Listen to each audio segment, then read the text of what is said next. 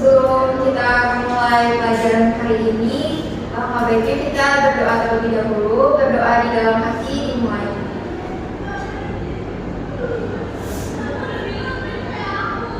Berdoa selesai. Nah, sebelum kita masuk ke materi, Ibu izin absen dulu ya. Ini dulu Aletea hadir, Anggun hadir, Dina hadir, ini hadir Bu, hadir semua ya. Iya.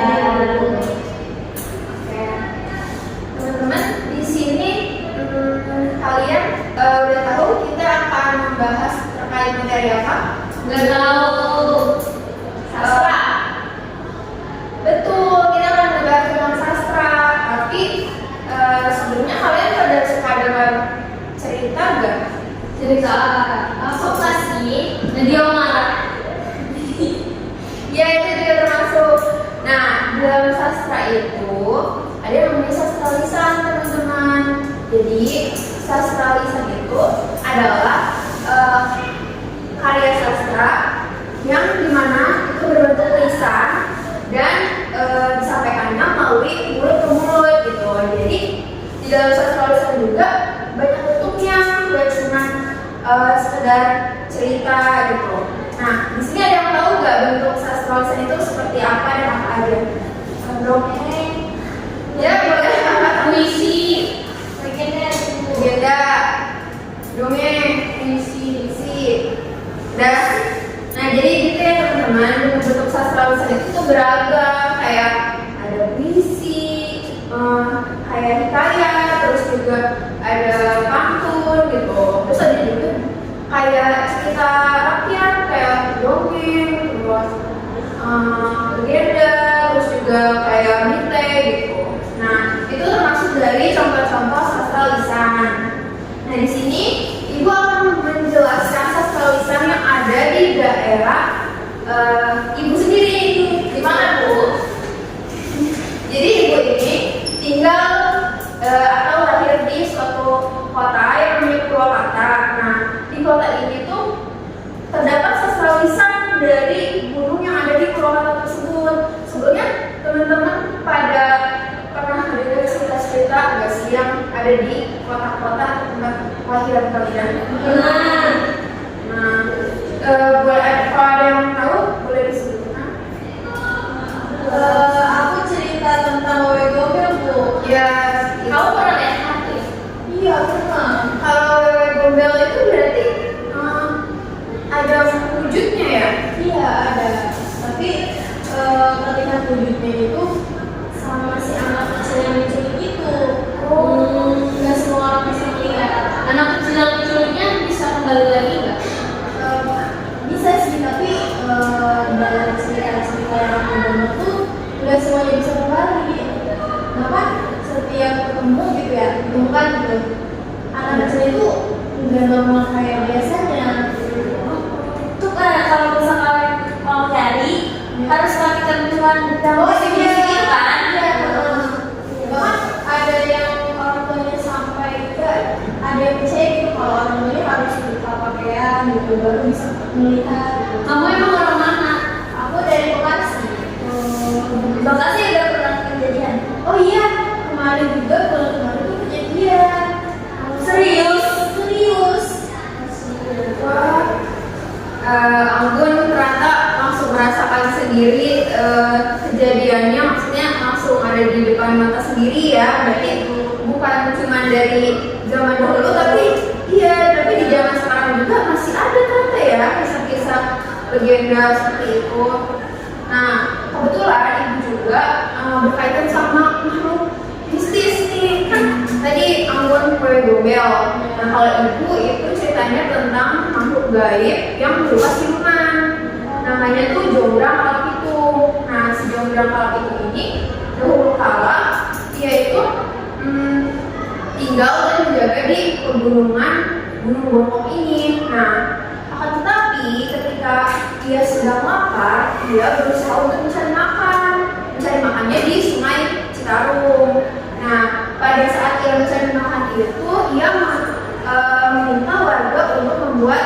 pancingan untuk dia memancing ikan gitu. Nah, pada saat yang minta warga pun merasa ketakutan, tapi karena warga tersebut merasa takut, justru warga tersebut malah membantu si siluman beberapa pintu ini. Nah, akhirnya dibuatlah pancingan dengan umpan kepala sapi. Nah, ingat-ingat ya. Nah, kalau bisa dicatat karena nanti di akhir bakal ibu akan kuis. Nah, setelah itu beberapa pitung ini setelah 40 hari ia masih belum mendapatkan ikan, sehingga pada saat hari ke-40 ini beberapa pitung itu merasa pancingannya berakhir. Nah, akan tetapi karena meskipun ia merasa bergerak, itu pancingannya terasa sangat berat. Ya pasti dia mikirin, oh ini ada yang besar nih yang mau dia ambil gitu. Nah, dia menarik sekuat tenaga hingga pancingan tersebut terpental dan nyangkut di sebuah hutan. Ketika ia menarik pancingan tersebut kembali, hutan tersebut tuh hutan tersebut tuh gundul karena tarikan yang begitu kuat gitu, sehingga dinamakan daerah tersebut sebagai Haur Papak, nama daerahnya. Nah, kemudian dia pernah mencari ternyata dia hanya mendapatkan ikan kecil. Dia sangat marah sekali sampai ia melempar ikan tersebut ke desa, sehingga desa tersebut dinamakan Desa Cilele begitu. Nah, akhirnya ia pun memakan jengkol yang berada di daerah tersebut. Karena ia merasa sakit perut karena makan jengkol terlalu banyak, ia pun mengutuk daerah tersebut agar tidak terdapat pohon jengkol lagi hingga saat ini gitu. Oh, banyak plot twistnya tuh. Iya, banyak plot twistnya. Mungkin karena di situ banyak juga ya bagian-bagiannya nggak cuma dari Gunung Bongkok, tapi juga dari daerah-daerah lain kayak Cilele, Haur Papak. Jadi disatuin gitu ya. Iya, disatuin karena si Jomblang itu pengaruhnya besar gitu untuk daerah Karawang, Purwakarta. Nah, di sini setelah mendengar cerita tadi, ibu akan mengadakan kuis kecil ya buat mengetes ingatan kalian nih dan pemahaman kalian terkait cerita tadi. Ya, ibu. Belum bu. Oke anak-anak, jadi ini kalian bisa masukin game ini atau scan QR code-nya ya. Ya ibu. Sudah ibu. Sudah pada hadir. Join sudah masuk. Oke, kita start ya. Ibu aku jadi pakai rambut. Ibu sinyalnya. Ayo. Apa ini? Nama baru sama. Ada. Tunggu ibu. Oh ini. Ibu. Apa ini? Ibu bisa. Emang kalian harus mencet salah satu dari pertanyaan ini. Jawabannya ada di sini. Jadi ikutin jawaban ini ya. Oh. Nah itu salah. Pencet simbol-simbolnya. Salah aku. Iya. Soalnya nggak tahu. Ini pertama ya. Oke, next.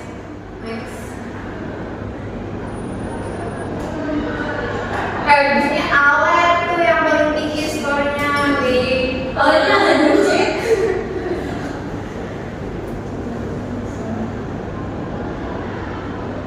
Next, ada pertanyaan yang termasuk sastra lisan. Ayo. Yeay, benar semua. Nih. Terus fungsi sastra lisan dalam masyarakat. Ada yang tahu? Apa ya kira-kira? Yeay, kalian hebat banget. Nah, terakhir ini ada pertanyaan terkait cerita yang tadi ya yang sudah ibu sampaikan. Nih, siapa nama makhluknya? Ada yang ingat? Ingat. Wah, oke, bisa sudah selesai ya. Di sini yang skor tertingginya adalah Alex, yang kedua Dini, ketiga Anggun, dan keempat Gina.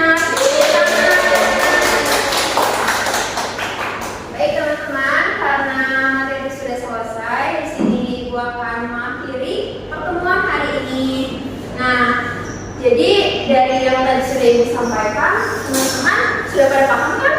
Paham. Ada yang ingin bertanya? Cukup? Cukup. Oke. Baik, terima kasih teman-teman di sini sudah pada menyimak dengan baik dan memahami dengan baik. Selanjutnya Ibu